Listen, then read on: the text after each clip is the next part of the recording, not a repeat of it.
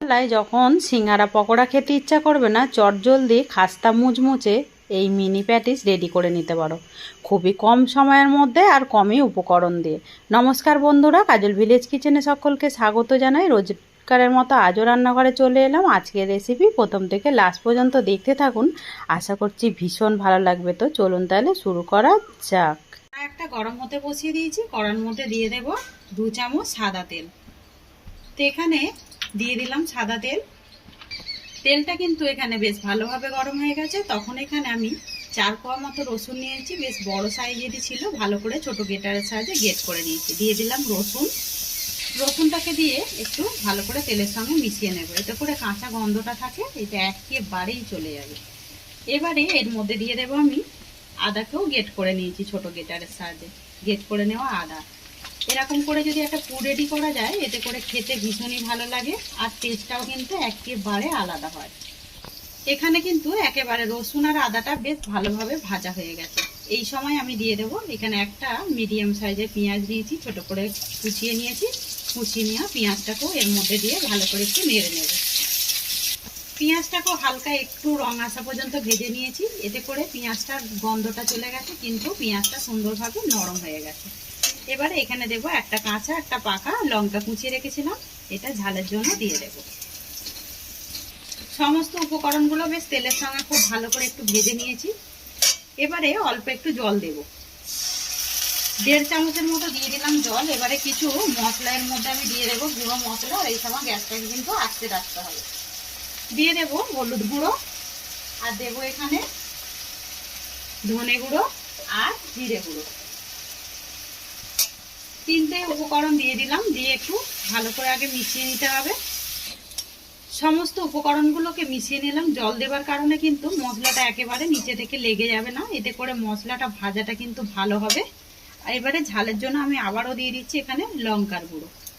তো তোমরা চাইলে কিন্তু যে কোনো এক রকম দিয়েও করতে পারো, আর ঝালটা দেবে যখন তোমরা তোমাদের মাপ মতোই ব্যবহার করবে। লঙ্কাটাকে দিয়েও আমি খুব ভালো করে মিশিয়ে নিলাম। এখানে মশলাটা একেবারে খুব সুন্দর করে ভেজে নিয়েছি, দেখতেই পাচ্ছ। এইভাবে একটু ভালো করে ভেজে নিতে হবে, তাতে করে মশলার কাঁচা গন্ধটা একেবারে চলে যাবে। এখানে নিয়েছি 200 গ্রাম চিকেন। চিকেনটাকে খুব ভালো করে আমি কিমার মতো করে কেটে নিয়েছি, দিয়ে দেব কেটে নেওয়া চিকেন। আর খুব ভালো করে ধুয়ে তারপরেই আমি কেটেছি। এবারে চিকেনটাকে দিয়েও আমি এর সঙ্গে আগে মিশিয়ে নেব। এখনো কিন্তু এর মধ্যে আমি লবণ দিইনি। এইভাবে যদি পুর করা যায়, এতে করে টেস্টটা কিন্তু দারুণ আসে। আর আমি চিকেন করছি, তোমরা চাইলে এখানে সবজি অথবা পনিরও কিন্তু করতে পারো। এবারে দিয়ে দেবো এখানে মাপ মতো বা স্বাদ মতো লবণ। দিয়ে দিলাম মাপ মতো বা স্বাদ মতো লবণ। লবণটাকে দিয়েও খুব ভালো করে মিশিয়ে নেব আগে। এদিকে নাড়তে নাড়তে খুব সুন্দরভাবে কিন্তু একটা পুর রেডি হয়ে গেছে, দেখতেই পাচ্ছ কতটা সুন্দর হয়েছে দেখতে।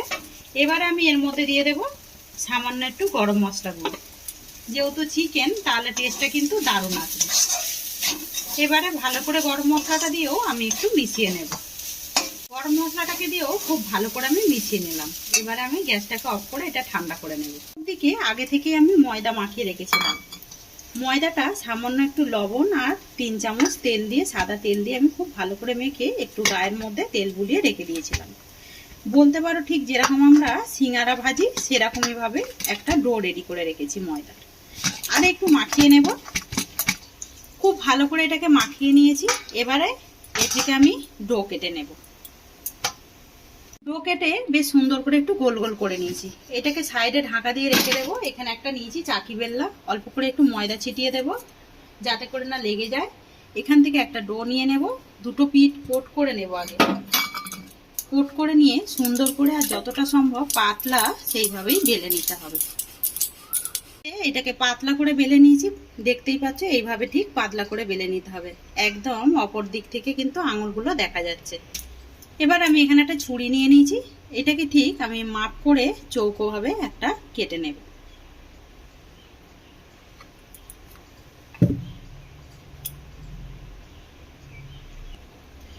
এইভাবে সুন্দর করে আমি কেটে নিচ্ছি, এগুলো ফেলবো না, এইগুলো দিয়ে লাস্টে যখন বেঁচে যাবে তখন আমি রেডি করে নেব। এখান থেকেও আমি এইভাবে কেটে নেব। তো এটাকে আমি এইভাবে 3টে টুকরো করে নেব। তো এই একইভাবে সমস্তগুলোকেই আমি কেটে নেব। ওগুলোকেই আমি কেটে নিয়েছি। আর এর মধ্যে যখন রাখবেন তখন একটু ময়দা ছিটিয়ে ছিটিয়ে রাখবেন, না হলে কিন্তু একের পর এক লেগে যাবে। তা আমি এখানে তো ময়দার এইভাবে রেডি করে নিয়েছি, তোমরা চাইলে কিন্তু রুটি করে নিয়েও এইভাবে কেটে নিতে পারো। তো এখান থেকে দুটো আমি নিয়ে নেব, ঠিক এইভাবে আমি রেখে দেব। একটা বলতে পারো যোগ চিহ্নর মতো করে রেখে দিলাম। মাছ বরাবর যেই আমি পুরটা রেডি করেছিলাম চিকেনের দিয়ে দেব। তো দেখতে পাচ্ছ এখানে আমি সুন্দর করে গড়ে নিয়েছি। তো এখানে বেশ পুরটা মাছ বরাবর দিয়ে দিয়েছি। বেশ কিছুটা আমি নিয়েছি ময়দা। তো এখানে 3 চামচের মতো নিয়েছি ময়দা। ময়দার মধ্যে দিয়ে দেব সাদা তেল। তো এটা আগে করে নিলেই ভালো হতো, আমি একটু লেট করে ফেললাম।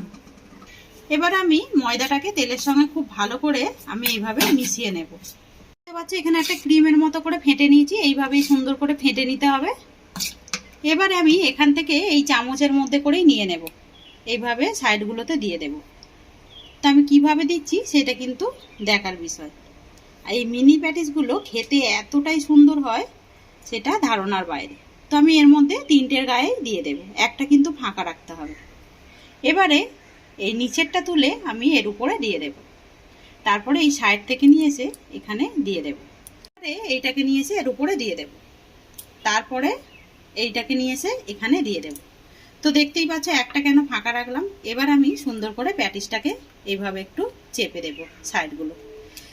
একেবারে একটা প্যাটিস কিন্তু রেডি হয়ে গেছে। দেখতে কতটা সুন্দর লাগছে দেখুন, খেতে আরও বেশি ভালো লাগে। একইভাবে সমস্ত প্যাটিসগুলোকেই আমি গড়ে ফিরে আসছি। তো মিনি প্যাটিসগুলোকেই আমি এইভাবে মুড়ে নিয়েছি। তো এখনও কয়েকটা মুড়তে বাকি আছে, আমি ওইটা লাস্টে মুড়ে নেব। এবারে এটাকে আমি সাইডে রেখে দেব। এখানে আবারও নিয়ে নিয়েছি আমি বেশ কিছুটা ময়দা, দিয়ে দেবো এর মধ্যে জল। জল দিয়ে একটা পাতলা ব্যাটার রেডি করে নেব। তো এখানে দেখতে পাচ্ছি এরকম একটা পাতলা ব্যাটার রেডি করে নিতে হবে।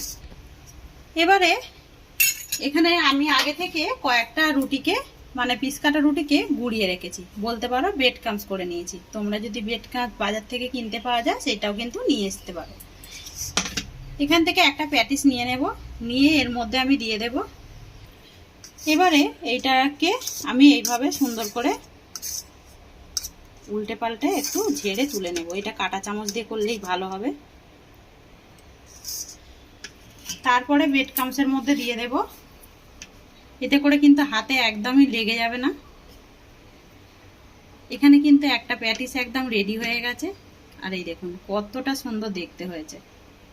এগুলো একইভাবে আমি গড়ে নিয়েছি। এবারে অপর দিকে দেখতে পাচ্ছ সাদা তেল গরম হতে বসিয়ে দিয়েছি। সমস্তগুলোকেই একে একে আমি কড়ার মধ্যে ছেড়ে দেব। এরকম যদি ছড়ানো একটা কড়া থাকে তাহলে কিন্তু বেশ অনেকগুলো করেই ভাজা হয়ে যায়। ওপর থেকে একটু তেল দিয়ে দেব, এতে করে ওপরটাও বেশ ভালোভাবে ভাজা হবে। এইগুলো তোমরা কিন্তু রেডি করে রেখে দিতে পারো। কেউ যদি বাড়িতে অতিথি আসে তখন কিন্তু ঝটপট এইভাবে কিন্তু ভেজে দিতে পারে। এইগুলোকে উল্টে দেব। যখনই দেখবে এরকম একটা সুন্দর কালার এসে যাবে তখনই আমি এগুলোকে উল্টে দেব।